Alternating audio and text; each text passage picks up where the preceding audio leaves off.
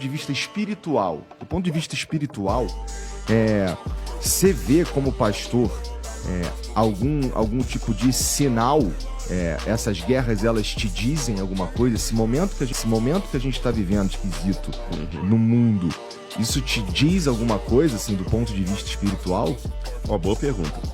A resposta simplória seria sim, claro, mas eu já teria uma contra-argumentação para ela. Porque guerra tem desde que o mundo é mundo. É verdade. Você entendeu? Se você for lá no período do bronze, já tinha guerra. Se você olhar a Bíblia, já falava da guerra na época de Abraão. Já falava da guerra na época dos hebreus lá no Egito. Você tem na história o Ramsés guerreando lá contra o pessoal de Reta, que depois descobrimos que eram os hititas. Nabucodonosor guerreando. Então, em que sentido que guerra? Então, peraí. Como é que a Bíblia fala que guerra é um sinal? Quando você vai para o Evangelho de Mateus, capítulo 24, ou Lucas, capítulo 21, ou Marcos, capítulo 13, porque é o mesmo discurso de Jesus registrado nos 3 evangelhos, Jesus fala sobre as projeções do que haveria de acontecer no mundo. E ele diz assim, abro aspas, certamente ouvireis falar de guerras e rumores de guerras. Não vos assusteis, porque é necessário que isso aconteça, mas ainda não é o fim. Então olha que interessante, Jesus falou que as guerras viriam, mas que o fim não estava atrelado a isso. Entendi. Então, peraí. Vai dá pra gente, pelo menos, dormir tranquilo. Vai na contramão da piedade popular que fala, tá tendo guerra, então o mundo tá acabando. Porque tá tendo guerra, o mundo tá acabando. Jesus falou que ia ter guerra, tá. Então, ele falou, calma, não é o fim, mas fiquem atentos que até lá vai vir guerra. E quando você vê o cenário do Apocalipse, o último instante, realmente, nem será um mundo de guerra. Será um mundo pacificado pelo anticristo. Que ele vai conseguir arregimentar o mundo de modo que, de acordo com o Apocalipse 3, não vai poder comprar nem vender, senão quem tem a marca da besta, e toda a terra se maravilhou seguindo a besta e dizendo, quem é semelhante a ela, então o mundo vai estar unificado. Bom, então com relação a isso, volto para a sua pergunta. E essas guerras, o que elas me dizem? O que elas dizem de sinal? Tem um detalhe nessas guerras que elas me colocam como observação diferente de todas as guerras que o mundo teve. Inclusive as chamadas Primeira e Segunda Guerra Mundial. Essas guerras que estão se desenhando agora correm o risco de escalar para uma realidade literalmente mundial. Sim. Antes isso não havia. Não. A gente fala história universal, mas não era história universal, é história da Europa. Você fala Idade Média. Não teve Idade Média na China, nem no Paquistão teve Idade Média. Até a maneira que a gente divide a história e chama de história universal não é história universal. Você chama de Primeira Guerra Mundial e Segunda Guerra Mundial, mas não é. O México não participou. A Argentina não participou. Como é que é Guerra Mundial? Tem um monte de país que não participou, foi uma minoria, e foram guerras europeias. Nós tivemos uma visão muito eurocêntrica do mundo. O que acontece na Europa é como se fosse o mundo inteiro, e não é verdade. Mas o Apocalipse diz que os últimos capítulos da história desse mundo se desenvolvem de maneira literalmente universal. Eu falei da marca da besta, que será universal, e de situações que entrarão em colapso mundial. E o anticristo tem que vir para impedir uma guerra literalmente mundial que iria destruir o planeta. Por isso que ele vai sair como o salvador da pátria, o Messias. Você está entendendo? Então, nesse aspecto, chama minha atenção que hoje, pela primeira vez na história da humanidade, nós estamos desenhando um cenário que é de proporções literalmente mundiais. E o Covid desenhou isso. Porque no Covid estava o palestino usando máscara, o israelense usando máscara, o cara que votou no Bolsonaro estava de máscara, o que votou no Lula estava de máscara, o cara que é ateu estava de máscara, o cara que era crente estava de máscara, o católico estava de máscara, o pai de santo estava de máscara, todo mundo. O Covid mostrou que agora as proporções de crises são mundiais. Então, hoje, realmente, eu tenho um detalhe que me põe para pensar. Entendi. Olha, isso aqui é inédito, vamos ficar esperto. Eu entendo, e está escrito na Bíblia desde sempre essa ideia, na verdade, esse relato, não é um relato, essa revelação que haverá paz. E chama a minha atenção, eu acho interessante que o anticristo, que a princípio, bom, que é o cara, tá aí no nome, o cara é contra Cristo, contra Jesus Cristo. Ele é, a princípio, seria alinhado com o diabo. Sim, né? sim. E o papel dele, no fim, é pacificar tudo. Né? Isso é muito interessante. Isso do ponto de vista espiritual, é feito para enganar o crente, Exatamente. cara. E outra coisa, a gente tem pelo menos uma grande figura que está falando em paz o tempo inteiro, que é o próprio Trump, né? Ele fala, inclusive, ele sempre quis ganhar o Nobel da Paz. Então a gente está vivendo um momento que é para pelo menos quem acredita na Bíblia e nas revelações vê uma possibilidade, né? Olha para isso e fica, o que está acontecendo aqui, cara? Mas esse momento do que está acontecendo aqui, eu também imagino que a gente já passou por ele algumas vezes. Já. Né? Eu tô tentando lembrar aquele, acho que era o Caruso, se eu não me engano era o Caruso, o cartunista, que fazia o Zé Apocalipse. Depois pode dar uma checada. E a galera, nas redes sociais, ó, no chat aí, pessoal, se vocês lembrarem quem é o Zé Apocalipse. Era um personagem do jornal Globo, sempre tinha as tirinhas do Zé Apocalipse. Eu tô tentando lembrar quem foi que... Descobre para nós aí, Vitão. E ele tinha um personagem que o Zé Apocalipse, ele tava com uma placa escrita assim, Saddam Hussein é a besta do Apocalipse. Aí no segundo quadrinho o sujeito falou assim, mas você falou semana passada que era o Ronald Reagan? Aí no terceiro quadrinho ele falou assim, não, é que eu trabalho com a versão da moda. Entendi. Quer dizer, então a gente tem que cuidar também, porque o Macron já foi chamado que seria a besta do Apocalipse, Adolf Hitler foi colocado como sendo a besta do Apocalipse,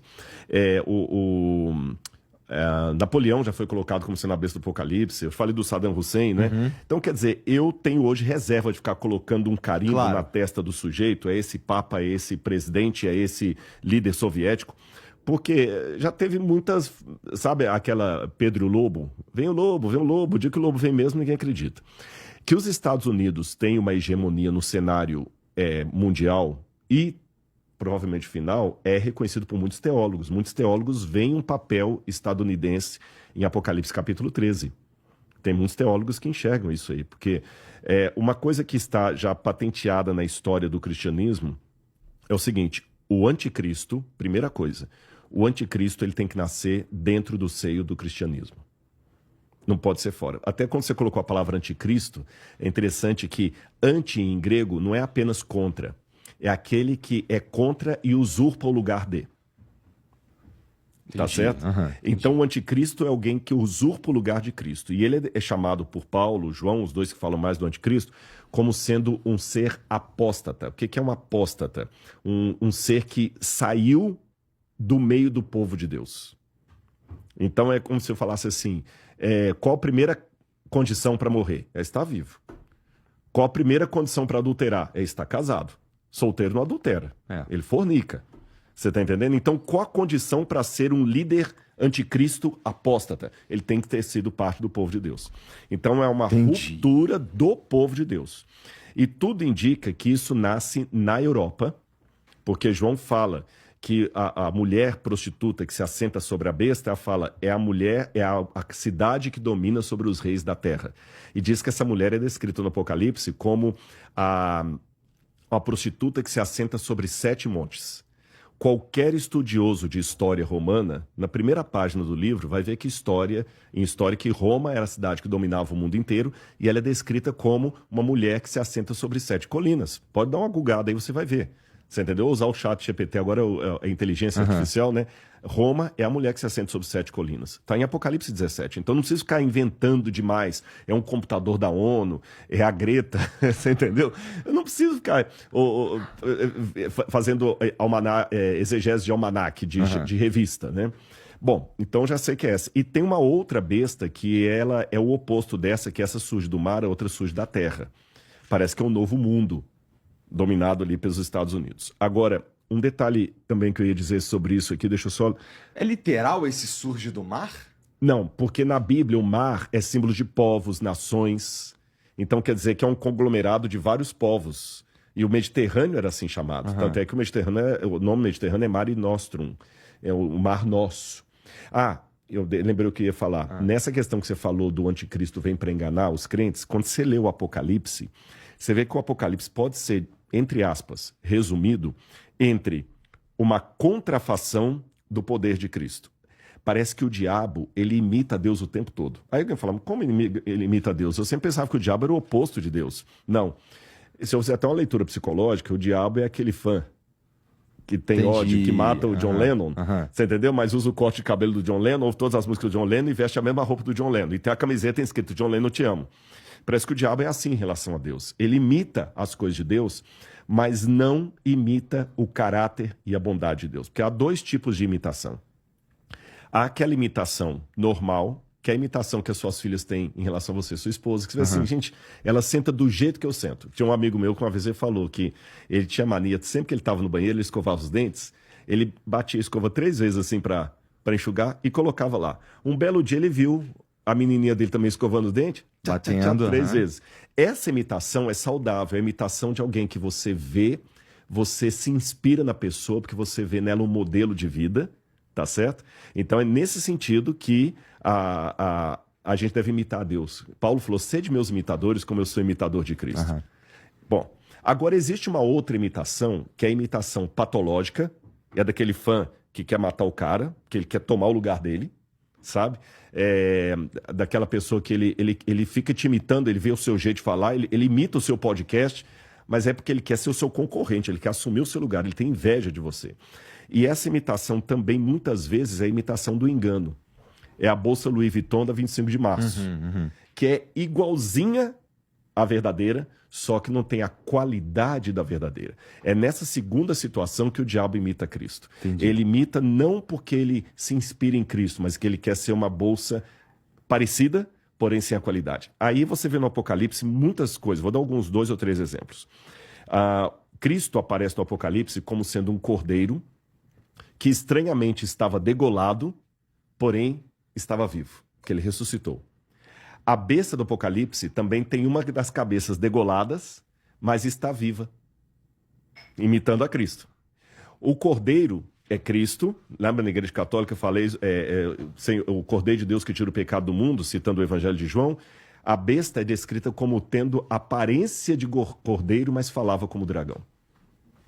O cordeiro, ele coloca um selo dele na testa de todos os seus seguidores. A besta coloca a marca na testa das pessoas. Então você vê muito imitação.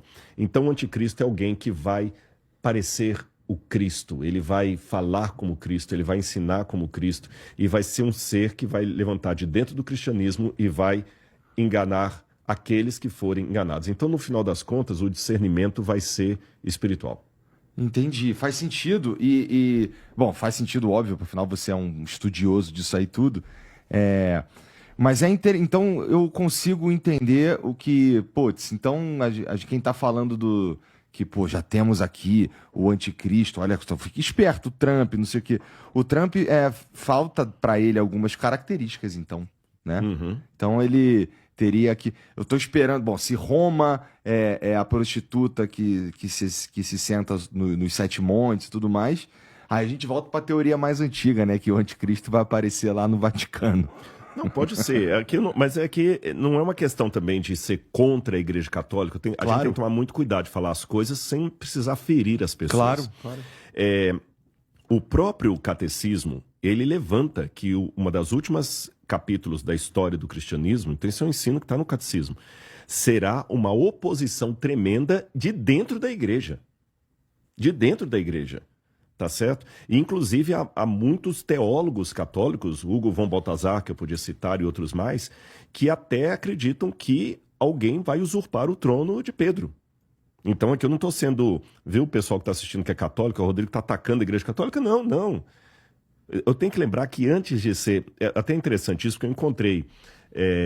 não sei onde é que foi agora que eu encontrei uma senhora, foi fora do Brasil, que ela falou assim, nossa, eu gosto de você. Ela não era brasileira não, estava falando com bastante sotaque, ela é missionária católica. Ela falou, eu amo tudo que você fala, só não gosto quando você fala mal da Igreja Católica. Eu falei, mas quando eu falei mal da Igreja Católica?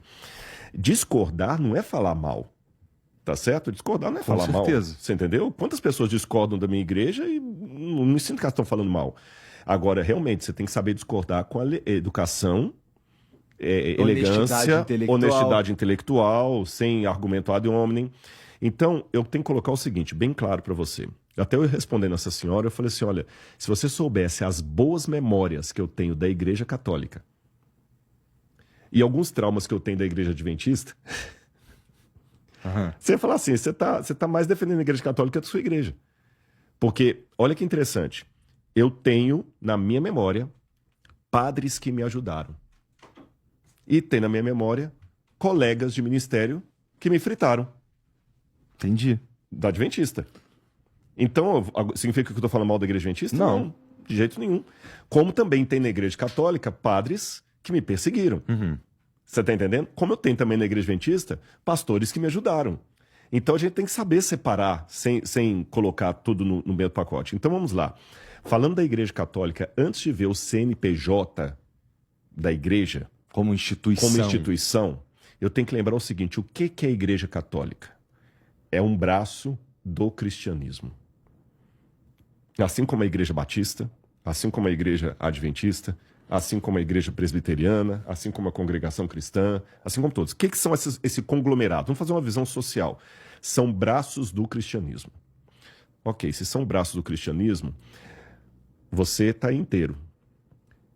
Qual parte do seu corpo eu posso dar uma martelada? Ah, não martela não. Deixa quieto. Mas só o dedinho, mendinho ali. Esse dedinho aqui, esse aqui eu chamo de catolicismo. É nesse que tu quer bater, Rodrigo? Tô brincando. Tá bom? Percebeu? Mas foi boa a sua brincadeira de exemplo. Sabe por quê? Pode ser o catolicismo, mas se eu bater nele... Vai bater no corpo. Vai bater no corpo. Então, não, que pode bater porque ele não é cabeça. Você tá entendendo? Então, se eu entender que, a despeito das diferenças doutrinárias, todos os cristãos são membro do corpo espiritual de Cristo, porque isso aqui eu não estou sendo demagogo, e eu tenho documento oficial da minha igreja convalidando o que eu estou dizendo. Então, o que eu estou dizendo como adventista e como Rodrigo. A igreja de Deus é muito grande para caber dentro da igreja adventista. Ela é muito grande. O corpo místico de Cristo é muito maior. Então, por que assim, não pode marretar o da Assembleia de Deus? Porque não é do meu CNPJ? Não, é o dedo mindinho.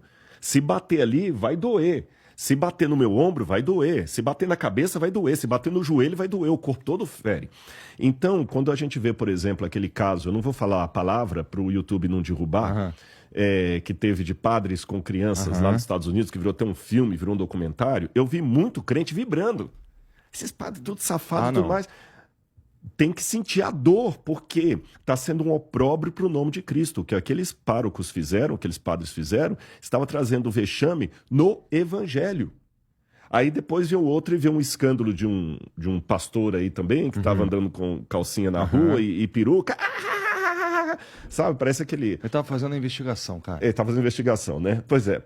Ou seja, que pena, porque aquilo ali está trazendo vergonha para o corpo de Cristo como um todo. São coisas que estão dando argumento para o ateu pensar, esse pessoal é um bando de mané mesmo. Você está entendendo? Então esse que é o ponto. Eu gostaria, o Martin Luther King, sem querer me comparar a ele tinha um sonho, né, que a filha preta dele pudesse sentar com a filha branca do vizinho no banco e tudo mais, né? I have a dream. Eu tenho um sonho também que eu pudesse sentar com pessoas que pensam diametralmente oposto ao que eu penso e ainda me chamar de irmão.